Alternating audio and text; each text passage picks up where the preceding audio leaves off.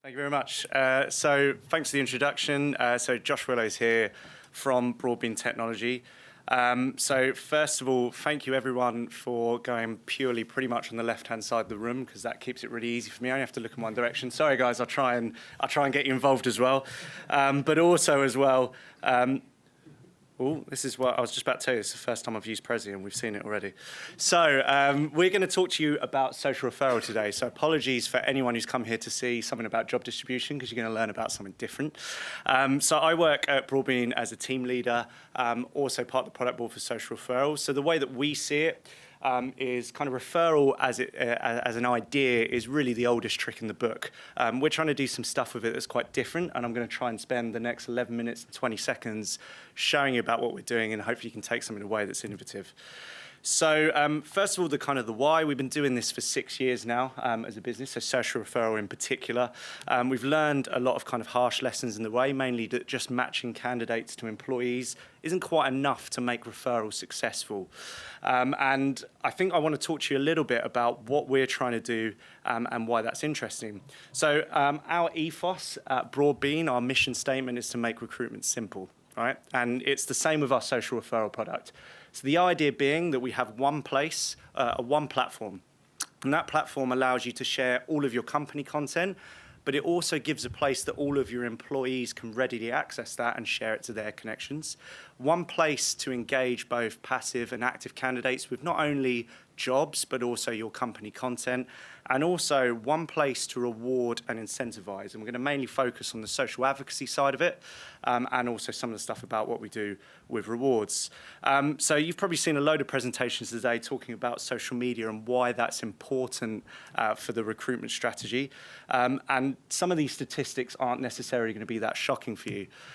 One thing that did actually surprise me when I looked at it is in a population of 7 billion plus people on planet Earth, 65% of those people use mobile phones, and half of those are active social media users on their mobile phones. You might sit there and think, well, why is that important? So I was talking right at the beginning when I was saying that referral is kind of the oldest trick in the book, and why change? Whether we like it or not, the kind of impending doom that the millennials are going to all take over is happening. And we know a lot of things about these people. So first of all, more likely to be on social media and active, but also far more likely to research things like company culture, company branding, and learn about businesses. So I think that's something that's generally in kind of society as a whole. Gone are the days where you go on teletext and try and book a holiday. Nowadays, you spend hours searching through hundreds of TripAdvisor reviews before you book something. Before you buy something, you look at Amazon reviews. Jobs are no different. So candidates are going to be looking to find out what people say about your business and checking that your company values match theirs. That's why the average employee is 2 times more trusted than a company CEO. That's why 90% of people trust recommendations from people that they know as well. So why employee referral? You've probably seen a load of this stuff over time, and it's pretty much unanimously agreed that if there was a way to pick someone to come into the business, referral would be that way. They tend to stay longer, and I think that's a really, really important thing, and generally they come into the company with their eyes open.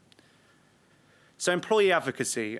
Now, the reason I'm going to talk about this a lot, and the way that I see it, our tool is probably more a social advocacy tool in some ways than it is a referral tool. It just happens that you can kind of knit the two together really, really nicely. And kind of why is that important? I think you've got to reframe the way that you just look at referral. A referral these days shouldn't just be, I work with this person for 4 years so I can vouch for them, I can tell you that they're going to do a really, really great job. That's kind of what talent acquisition is there to do in part. It's to sit there, it's to interview candidates, it's to understand whether they're the right person to put forward. But if you look at what your employees have, they're probably the most underused passive database of candidates out there in the market. So the average employee has 400 contacts across their social and professional networks. So to put that into context, if you're an employee or an organization with 1,000 employees, then you've got a potential network of 400,000 passive candidates that you can get towards. And bear in mind, if you share something on Facebook and someone likes it, it goes out to their connections. That's how things go viral, right? So the amount of reach that you can get through your employees' social and professional connections is massive. Furthermore, we've seen through social referral, for our platform, that the average employee share gets 20 clicks on Facebook and Twitter. So just take that as an example. If you get each one of your employees to share one piece of content, that's 20,000 people that you get connecting with your company and connecting with your jobs or your employer branding. Think how much you kind of pay for that to come out into or pay an external advertising channel to do that. Now, the way that we look to improve and enhance that social advocacy process is, as I said at the beginning, providing one place. So not just putting all your eggs in one basket. We're really kind of focused on LinkedIn when we look at recruitment, but being able to take content wherever it may be. So Facebook, Twitter, YouTube, Glassdoor, RSS feeds, and LinkedIn as well, in case you're worried, and put that all into one place, but also connect your employees to that and connect their profiles so that it's one place for them to share a job or share a piece of content across all of their different profiles. And if you can do that, that's when you're harnessing your employees. And as I said at the beginning, people trust people over companies. So the more that you can do that, the more you're going to build up your brand. But it's all well and good saying that, but how do you actually incentivize people to engage with that? Now, this is something that's been really, really well kind of documented in the consumer space. Obviously, consumer brands want us to engage with them as much as possible. But some of the more interesting stuff I've read, there's a book by a guy called Referal. It's called The Hook Model, and it talks about how brands get us to engage with them. So 3 different ways. They're quite kind of primal desires, but you look at the rewards of the tribe. So we do things because we want to feel part of a group or we want to feel part of something. Rewards of the hunt, the most obvious one. We do things for money, right? And also rewards of the self. So we do it to feel kind of nice and warm and fuzzy inside and get a sense of kind of mastery over something. Now, those are all really, really kind of obvious.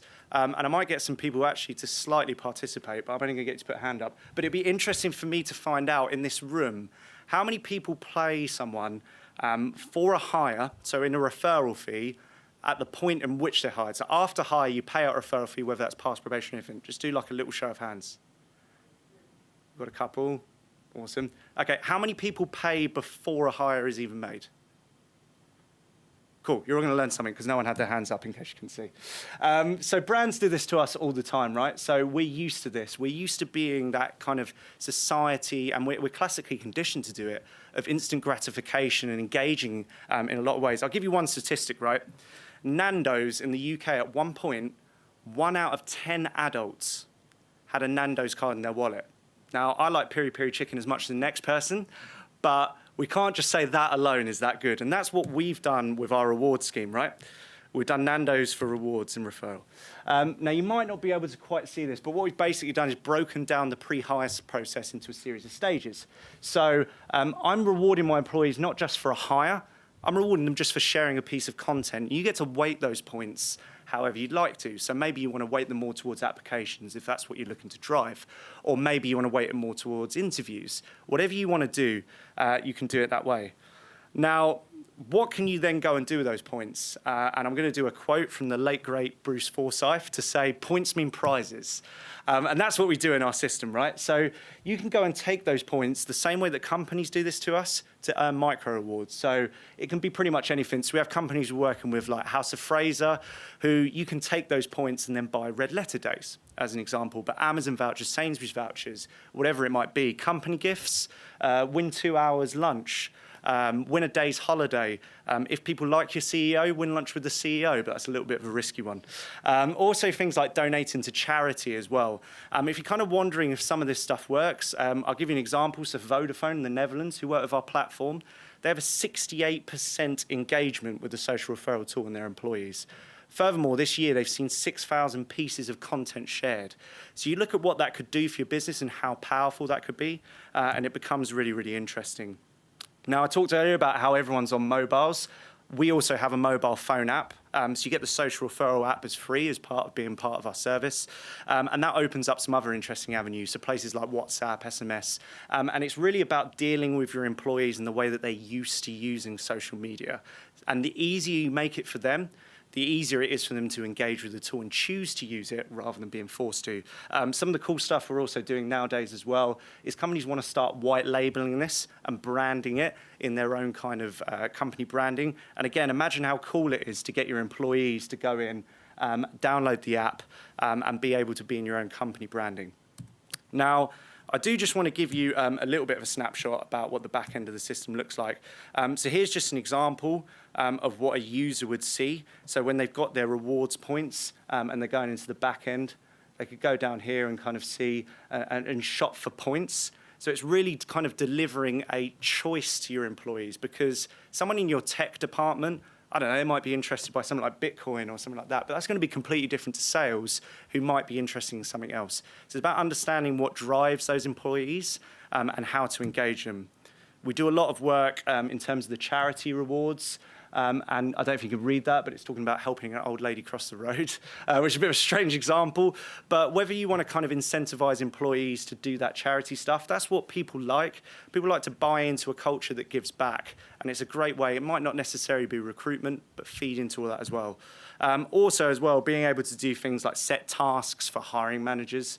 Hiring managers ultimately benefit from things like referrals, and being able to drive that and actually provide data around it is really, really interesting.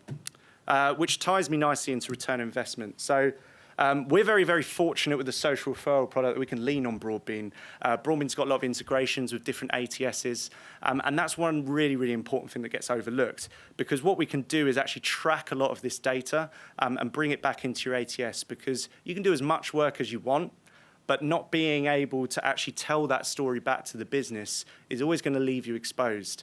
More importantly, actually, than that, we tell you everything that your employees are doing. So it's really interesting for companies to see who's engaged with referral, what departments, and who isn't. And when you can start doing that, you can start identifying different ways. But without doing that, or without having the data, it's pretty much just guesswork.